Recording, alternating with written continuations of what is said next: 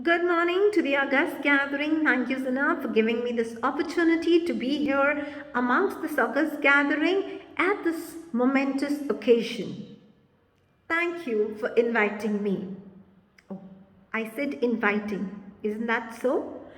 You sitting somewhere there. Oh, yes, you beautiful lady. I can't see you, I can't interact with you, but yes, I know today you all can hear me because I'm invited. How special does it feel when somebody invites you over? How special is the moment when you think you wanted, you loved, and your self esteem goes boundlessly high. But it wasn't the same years back. Today, I definitely believe that you yourself, as much as anybody else in the entire universe, deserves your love and affection. But, let me tell you, it wasn't the same.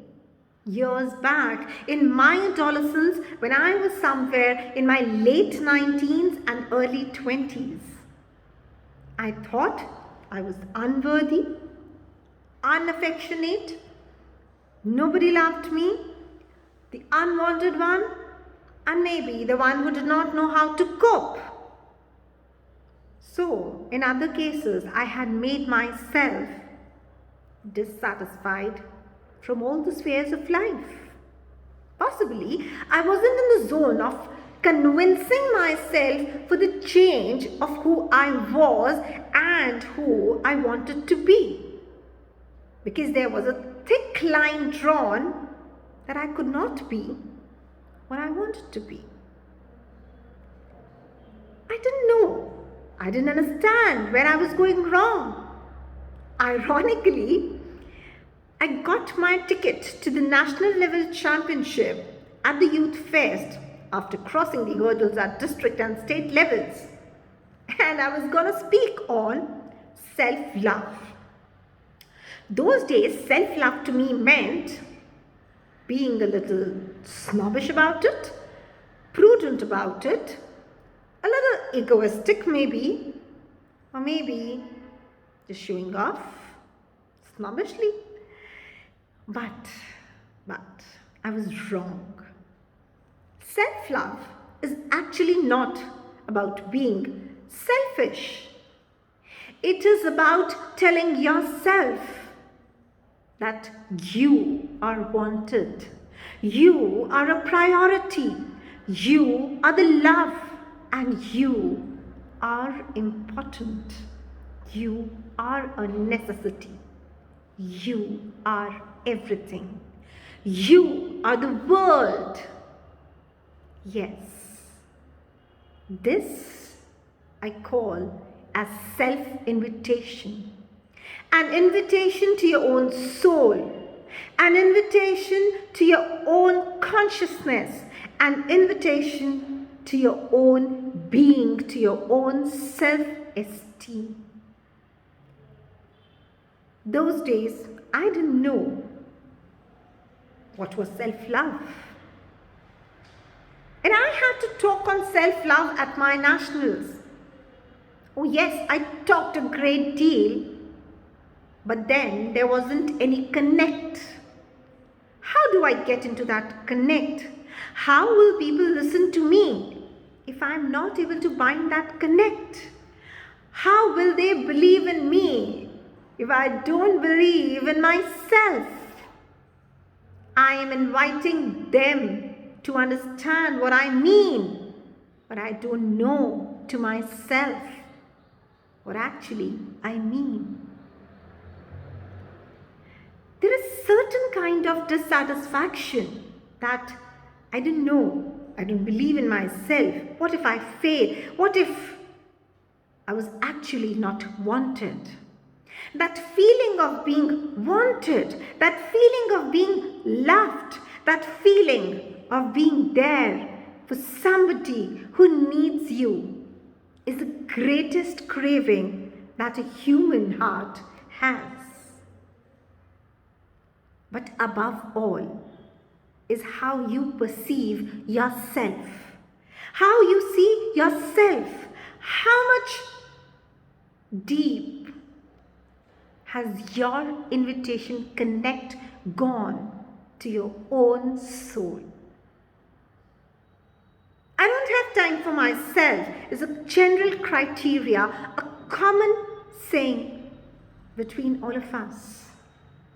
But if you don't have time for yourself, how do you expect others to give you that time? Oh, come on. Are you talking about that me time? Who has that? You. Yes, you pretty lady sitting there. You have that connect. You have that time for yourself, to tell yourself, I am important. I am the blessed one. At certain levels, we keep on talking. I know that I'm not so different, from most of the people who don't know what to feel and they want it to be felt. That people, they understand them, get them, and at the end of it, all love them. Anyway, I think we all want to believe it's perfectly okay and maybe even wonderful to be exactly who we are. People will only love us if we believe in our own self. If we are lovable, if we believe that we have the capacity, we have the stamina to be loved. Only then we shall be invited and we will be wanted. If you want yourself, other person is gonna want you. The biggest mistake that we do is we compare ourselves. Oh, she's that beautiful. I'm not bad too. Oh yes, it's okay. Everybody is different. Everybody is unique. Everybody has his or her own personality. And remember, your personality is your identity card. When you carry your own identity card, you don't have to tell it to people that you're wearing somebody others. It's yours. It's completely owned by you. Similarly, your own personality is owned by you. You are the master. Don't let the ever-running mind get into the subconscious zones where it tells you, you were not that beautiful. Oh, come on, hardly matters. What matters is how beautiful I am from inside. How much I have inside of me rather than showing it outwards. Come on, let's stop comparing ourselves. We must understand. We don't have to worry about others' opinions.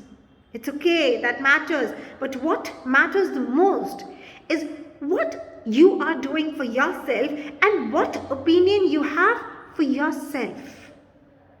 You don't have to worry. You have the right to break those shackles which distress you, make you feel dejected, make you feel distressed and despair. You can't be in despair just because you think that the others may not be liking it. That's their problem, remember, none of yours. Invite yourself to make mistakes? Yes. Right from the childhood, we've been taught, don't make this mistake, don't make this mistake, don't make this mistake. Oh, that's wrong. But I tell you, when you're on the edge and you feel that if I jump, I'll hurt myself. But your heart says, jump. You'll get a new direction. In that case, just jump. Allow yourself to make mistakes because they are the biggest lessons. You will learn from them. They are just the stepping stones. You'll step on them, move ahead, and you'll be you. When I remember of somebody who thought would not value his life partner because her body doesn't look like that. Ha! Sounds ironical and sounds hysterical at the same time. How can you judge anybody from the body looks? Maybe somebody's fat, somebody's slim, somebody's long, somebody's short, somebody's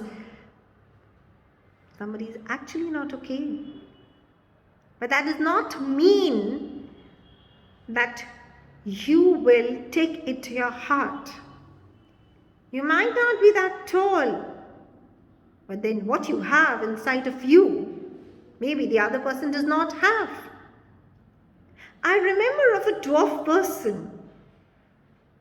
I once met him at a presentation.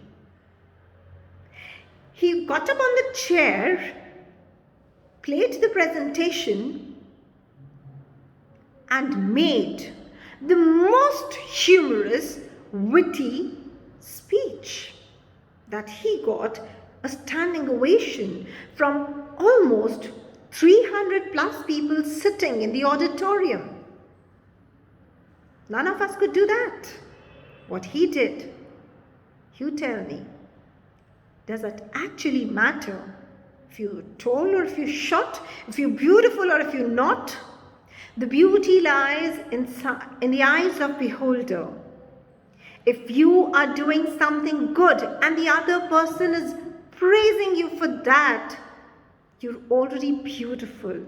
You don't have to think what other person is thinking about you. Don't be afraid. It's okay. Afraid of comments coming to you. Don't be afraid of letting the toxic people go away from your life. That's the biggest terror. That's the biggest fear. That's the biggest panic that we have in our lives. Oh, just because I'm not worthy, the other person left me. Oh, just because I could not match the other person's expectations, the other person left me. It's okay. They left you because they thought they did not deserve you. But I tell you, from the core of my heart, you are lucky ones that such toxic people left and took a side from your life and left you with more peace. Yes, I repeat, left you with more peace. Tell yourself, I don't need such person. The other day, one of my friends was cribbing, crying, just because her friend thought she was not worthy enough to be taken to a high-class society party. She kept on weeping for a long 2 hours and then she called me up and I said, hey, what happened? Why are you crying? And she narrated me the complete story. I said, yay, that's wonderful, you are free. And she was astonished and a little perplexed. Are you crazy? And I'm telling you, the person whom I wanted to be with has left me distracted, distorted. And you're celebrating it? I said, why not? The person didn't deserve you. Yes. You need to understand that you are the first person who needs to deserve yourself. You invite yourself for a party. Oh, come on. Is that what you want to say? Inviting oneself for the party? Yes, I do that. I sometimes treat myself with a glass full of mocktail, a book, and long hours at the cafe. I invite myself for a lunch. Maybe I just want to go out, sit there, be myself. What is the harm in it? The only fear that we grip in ourselves is, if we love ourselves, we might lose on the others who love us, because they may think that we are self-centric. They may think it is our ego that speaks loudly, or they in fact, may think that we do not want them. And there's a bigger risk of losing such people from our lives. But believe me, process your own fears. The only thing that is important to do in life, we all have our fears. Somebody has a fear from talking in the public. Somebody may have a fear from the dark. Somebody may have a fear from snakes. Somebody may have a fear from animals. Somebody has a fear from himself or herself. Look into your fears. Face them. This I'm telling you deliberately. Face the fears with the upfront. Boldly make that realization that our fears, when captured in a positive manner, in the right way, are no more our fears. Exactly when you used to do in childhood. I had a great phobia for maths. And I thought it was never my cup of tea. So I thought I would never take up maths in my higher classes. And that's what exactly I did. I left mathematics. But when I started to go towards my career, I understood how important it was. But it was too late. But still, I tell you, it wasn't too late. I decided whatever fears, whatever phobias, whatever comes my way, I'm going to face it. I'm going to accept it. Because now I've invited myself to trust myself and make good decisions for myself. Just because of this scare, what is anybody gonna say? I lose that hope of even trying it. And I fail, not because I didn't do it, just because I didn't even try it. Some of the failures are right here in the mind. So take every opportunity life presents you. Or create your own. Why not? Put yourself first. Working 18 years in the education sector as an English educator, I gave myself one chance. And I backed the International Public Speaking Championship. And I thought, this is the opportunity. I always wanted to be an entrepreneur. Yes, the journey wasn't difficult. And so was my belief in me that anything that comes my way, any opportunity that now life presents me, I am not let it go. I need to invite myself to be full of valor, courage, pride in whatever I am doing. It's okay, I may fail, and I did. And I did. Before heading my own organization, the Talk Room, I failed. Not once, not twice, not thrice, but I don't know, a number of times. When I wrote my first book, which I thought I would write when I was in grade 6, came years later, when I was nearing my 40s, the scare of maybe I'm not doing the right thing prevented me from taking that first step. So I tell you, take that first step to be yourself. Put yourself first, put your desires, put your determination, put your dedication towards you first. Love yourself fully. Be you. That's the mantra for life. That's life all about. Because if you love yourself, you love yourself. You're being loved by everyone. So what are you waiting for, young minds? Let us get up and work towards the betterment of us. The betterment of me is the first thing that should be in the subconscious and the conscious mind. So today, promise yourself, I am going to invite for anything that I have not been invited for, and I don't care if nobody does. I am inviting myself to be loved, to love myself, to be who I am, to take pride in what I do, and to tell myself, I love you.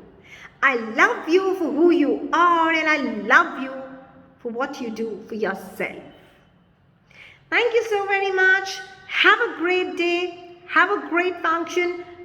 Good luck, and I hope to see you loving yourself greatly and immensely. Thank you so much.